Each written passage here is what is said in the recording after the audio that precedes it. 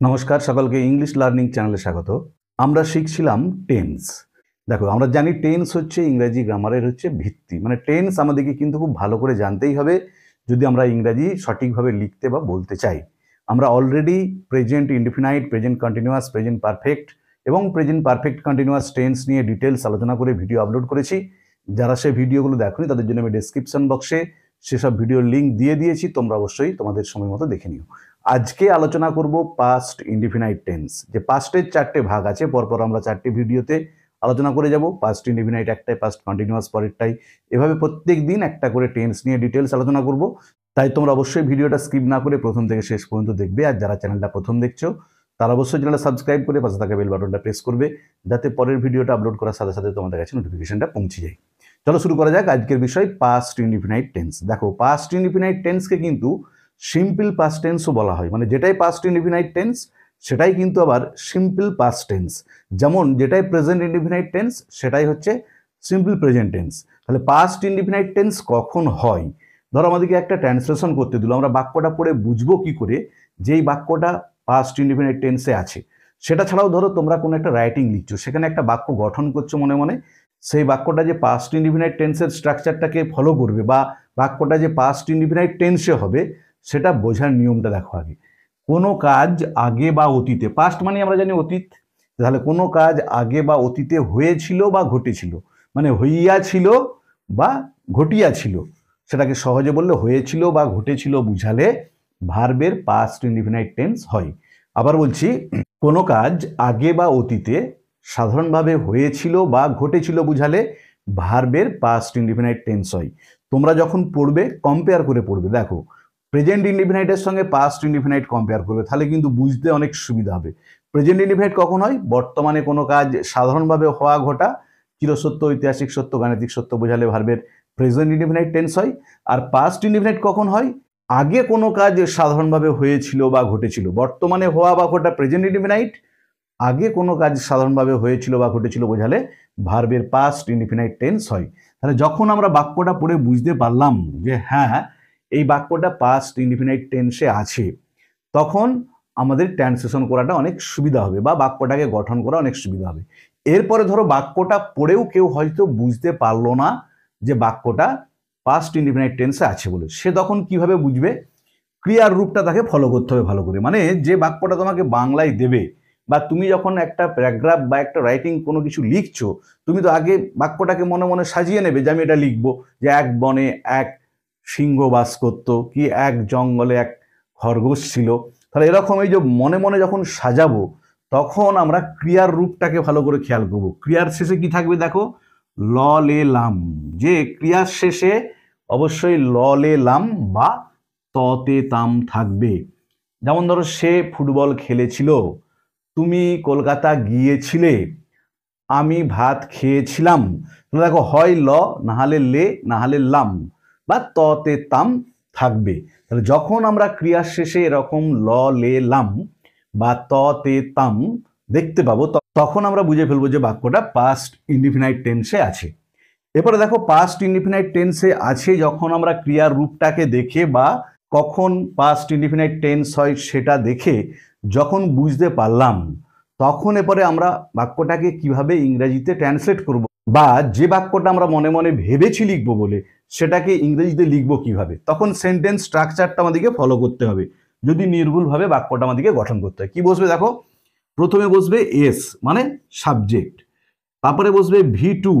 দেখো V1 মানে ভার্বের প্রেজেন্ট ফর্ম, V2 মানে হচ্ছে ভার্বের পাস্ট ফর্ম, তারপরে বসবে ও, ও মানে অবজেক্ট বা আদার পার্ট অফ দ্য সেন্টেন্স। তাহলে প্রথমে সাবজেক্ট বসবে, তারপরে V2 মানে ভার্বের পাস্ট ফর্ম। এগুলো তোমাদেরকে কিন্তু মুখস্থ করতে হবে, যে সি এর পাস্ট ফর্ম স, গো এর পাস্ট ফর্ম ওয়েন্ট, আর ডু এর পাস্ট ফর্ম ডিড, গিভের পাস্ট ফর্ম গেভ, প্লে এর পাস্ট ফর্ম প্লেড। এগুলো কিন্তু কোনো নিয়ম মেনে হয় না, এগুলো তোমাদেরকে বারবার পড়ে মনে রাখতে হবে যে পাস্ট ফর্মটা কি হচ্ছে। তাহলে প্রথমে সাবজেক্ট, তারপরে ভার্বের পাস্ট ফর্ম, তারপরে আদার পার্ট অফ দ্য সেন্টেন্স। এইভাবে আমরা বাক্যটাকে সাজাবো, তাহলে কিন্তু আমাদের বাক্য গঠনটা বা ট্রান্সলেশনটা বাংলা থেকে ইংরেজিতে সেটা নির্ভুল হবে। এরপর আমি তোমাদের কয়েকটা এক্সাম্পল দিয়ে দেখাচ্ছি, এবং ধরো পরীক্ষাতে বা তোমাকে কয়েকটা বাক্য দিল টেন্স চেঞ্জ করতে, কিভাবে টেন্সটা চেঞ্জ করবে সেটাও আমি তোমাদের এক্সাম্পল দিয়ে দেখিয়ে দিচ্ছি। দেখো এখানে আমি তোমাদের তিনটে এক্সাম্পল দিয়েছি। একটা হচ্ছে আমি কলকাতা গিয়েছিলাম, তুমি ফুটবল খেলেছিলে, তাহারা বিদ্যালয় গিয়েছিল।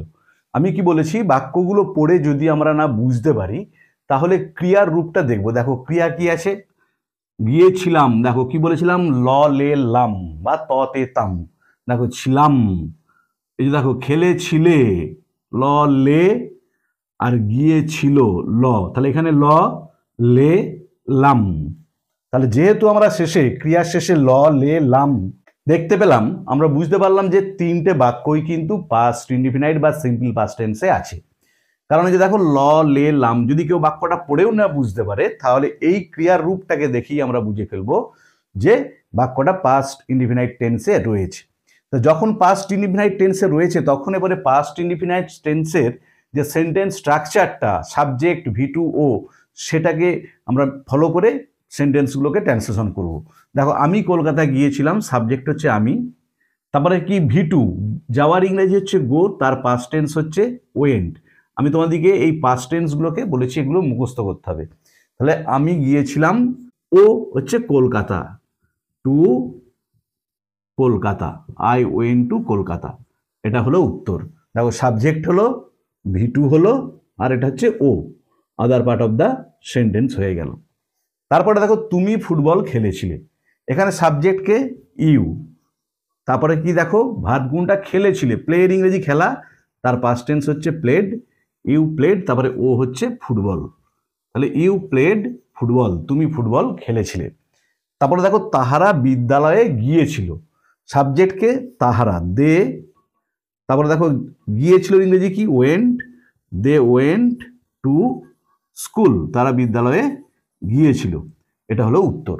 তাহলে এইভাবে আমরা সাবজেক্ট V2O এই সেন্টেন্স স্ট্রাকচারে পাস্ট ইনডিফিনাইট টেন্সের প্রত্যেকটা বাক্যকে ট্রান্সলেশন করব, বা যখন আমরা কোনো একটা রাইটিং লিখব পাস্ট ইনডিফিনাইট টেন্স হলে এই স্ট্রাকচারে বাক্যগুলোকে গঠন করব, তাহলে আমরা নির্ভুলভাবে কিন্তু সেন্টেন্সগুলো তৈরি করতে পারবো। এবার দেখো তোমরা কিন্তু প্রত্যেক দিন, এই যে আগে 4টে এবং আজকে নিয়ে 5টা টেন্স নিয়ে আলোচনা করলাম, প্রত্যেক দিন প্রত্যেকটা টেন্সের উপর 2-3টে করে বাক্য তোমরা ইংরেজিতে নিজেরাই এক্সাম্পল হিসাবে দেবে এবং সেটা ট্রান্সলেশন করবে। যত বেশি এরকম প্র্যাকটিস করে যাবে তত কিন্তু নির্ভুল হবে। প্রথম ছোট ছোট বাক্যগুলোকে তোমরা ট্রান্সলেশন করবে, তারপরে আস্তে আস্তে বাক্যগুলো বড় করবে, তারপরে আস্তে আস্তে কমপ্লেক্স সেন্টেন্স যাবে, তাহলে দেখবে তোমরা নির্ভুলভাবে যে কোনো ইংরেজি সেন্টেন্সের ট্রান্সলেশন করতে শিখে যাচ্ছ। এরপর আমি তোমাদের দেখাবো কিভাবে টেন্স চেঞ্জ করবে, যে টেন্স যখন ট্রান্সফর্ম করতে দেবে, যে প্রেজেন্ট ইনডিফিনাইট থেকে বললো পাস্ট ইনডিফিনাইট করো, সেক্ষেত্রে তোমরা কি করবে। ধরো তোমাদের এই সেন্টেন্সটা দিল, দে আর রিডিং ইংলিশ, এই বাক্যটা দিয়ে বললো এটাকে তোমরা প্রেজেন্ট ইনডিফিনাইটে ট্রান্সফর্ম করবে, প্রেজেন্ট পারফেক্টে ট্রান্সফর্ম করবে, আর পাস্ট ইনডিফিনাইট আজকে শিখলাম পাস্ট ইনডিফিনাইটে ট্রান্সফর্ম করবে। তাহলে present indefinite, present perfect, past indefinite, এই তিনটেতে তোমাকে এই বাক্যটাকে ট্রান্সফর্ম করতে দিল। আগে আমরা দেখে নেবো বাক্যটা কোন টেন্সে আছে। দেখো সাবজেক্ট আছে, বিভার্ব আছে, ভার্বের সঙ্গে আইএনজি আছে, অবজেক্ট আছে বা আদার পার্ট অফ দ্য সেন্টেন্স আছে। তাহলে ভার্বের সঙ্গে আইএনজি যোগ তার আগে বিভার্ব, এটা কিন্তু, এবং বিভার্বের প্রেজেন্ট টেন্স মানে এটা হচ্ছে প্রেজেন্ট কন্টিনিউয়াস টেন্সে আছে। এরপরে যখন আমরা ট্রান্সফর্ম করব, যে টেন্সে ট্রান্সফর্ম করব সেই টেন্সের যে বাক্যের গঠন স্ট্রাকচার সেই অনুযায়ী সাজাবো। দেখো এখানে প্রেজেন্ট ইনডিফিনাইট, প্রেজেন্ট ইনডিফিনাইটের বাক্যের গঠন কি SV1O, তাহলে আমরা এখানে কি লিখবো এস, দেখো ভি, এখানে ভার্ব কোনটা রিডিংটা, তাহলে রিডিং এর V1 ফর্ম কি হবে রিড। দেখো আটটা কিন্তু উঠে গেল, কারণ আটটা এখানে কি করতে এসেছিল কন্টিনিউয়াস ফর্ম গঠন করতে এসেছিল, কিন্তু প্রেজেন্ট ইনডিফিনাইটে তো বিভার্ব বসে না, সেই জন্য সাবজেক্ট তারপরেই মেন ভার্বটাকে বস করিয়ে দিলাম, দে রিড, তারপরে হচ্ছে ইংলিশ, এটা হলো প্রেজেন্ট ইনডিফিনাইট। দেখো SV1O। এরপরে দেখো প্রেজেন্ট পারফেক্টে আমরা ট্রান্সফর্ম করব। তাহলে প্রেজেন্ট পারফেক্টের বাক্যের গঠন কি এস, হ্যাজ বা হ্যাভ, V3O। তাহলে প্রথমে আমরা দেখো কি লিখবো এস, দে হলো, এবারে দে এর পরে হ্যাভ হবে, হ্যাজ নয়, কারণ থার্ড পার্সন হলো, এটা প্লুরাল নাম্বার, শুধুমাত্র থার্ড পার্সন সিঙ্গুলার নাম্বারের পরেই হ্যাজ বসে। তাহলে এস হলো, হ্যাভ হলো, এরপরে V3, এই রিডের V3O হচ্ছে স্পেলিংটা কিন্তু প্রোনাউন্সিয়েশনটা রেড, তাহলে দে হ্যাভ রেড, তারপরে দেখো English, they have read English, এটা হলো অ্যান্সার। এরপরে দেখো পাস্ট ইনডিফিনাইট। পাস্ট ইনডিফিনাইটে ট্রান্সফর্ম করতে হবে। আমরা এইমাত্র শিখলাম পাস্ট ইনডিফিনাইটের বাক্যের গঠন কি, SVO। তাহলে দেখো যেই টেন্সে ট্রান্সফর্ম করব তার বাক্যের গঠন অনুযায়ী আমরা সেন্টেন্সটাকে লিখে দেবো। তাহলে সাবজেক্ট হলো, এবারে দেখো ভার্ব কোনটা, রিডটা। রিডের পাস্ট টেন্স কি, রেড, স্পেলিংটা একই, দে রেড, তারপরে ইংলিশ, এটা হলো উত্তর। তাহলে যখন আমাদেরকে যেই টেন্সে ট্রান্সফর্ম করতে দেবে আমরা সেই টেন্সের যেটা সেন্টেন্স স্ট্রাকচার, বাক্যটার গঠন যেমন, সেই অনুযায়ী বাক্যগুলোকে লিখে যাব, তাহলেই কিন্তু আমাদের উত্তরটা হয়ে যাবে। এরপরে তোমরাও ডেলি এরকম একটা করে সেন্টেন্স যে কোনো একটা টেন্সে দিলে বাকি অন্য টেন্সে সেগুলোকে ট্রান্সফর্ম করবে, তাহলে দেখবে তোমরা নিজেরাই আস্তে আস্তে সবগুলোই সঠিকভাবে করতে পারছো। শুধুমাত্র তোমাদেরকে সেন্টেন্স স্ট্রাকচারটাকে অ্যাপ্লাই করতে হবে এবং খুব ভালো করে মনে রাখতে হবে।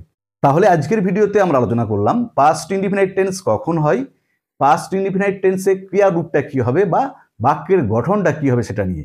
ভিডিওটা ভালো লাগলে তোমরা অবশ্যই লাইক করবে, বন্ধুদের মধ্যে শেয়ার করবে এবং কমেন্ট করে জানাবে।